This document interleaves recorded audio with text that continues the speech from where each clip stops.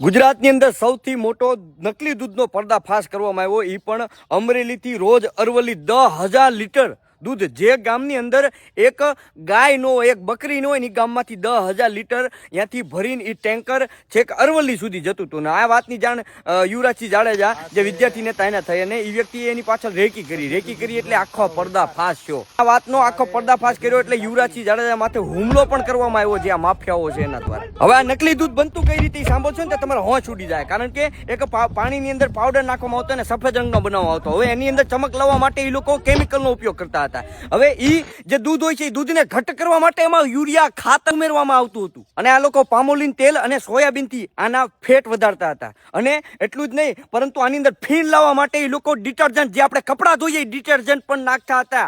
જે તમે વિડીયોમાં જોઈ શકો છો કે ખરેખર આ દૂધનો જયારે પર્દાફાશ થયો ને ત્યારે દૂધને ઢોળી નાખવામાં આવ્યું, નકલી દૂધને. ત્યારે તમે જુઓ, આમ જુઓ તો ખરા કેટલા બધા ફીણ વળ્યા છે. તમને એમનામાં જ અંદાજ આવી જાય કે આ કેટલું દૂધ ઝેરી હશે. ટેન્કર ભરીને ત્યાં અરવલ્લીની અલગ અલગ સહકારી જે ડેરીઓ હોય છે ત્યાં 500 લીટર, અમુક જગ્યાએ 100 લીટર, એવી રીતે અલગ અલગ વેચવામાં આવતું હતું, અને જેનો પર્દાફાશ કરવામાં આવ્યો છે. ખરેખર હું હરેક જેટલા પણ આ વિડીયો જોવે છે બધાને એટલું જરૂરથી કહીશ કે ખરેખર જો તમે લોકો જો યોગ્ય અને પૌષ્ટિક જો તમે દૂધ પીવા માંગતા હોય તો ખેડૂતો અને માલધારીઓ પાસે પ્રિફર કરો, કારણ કે તમે જોઈ શકો છો અત્યારે દૂધની ભેળસેળ બહુ વધારે પ્રમાણમાં થઈ રહી છે. તમને કાયદેસર યુરિયા જ પીવડાવે છે.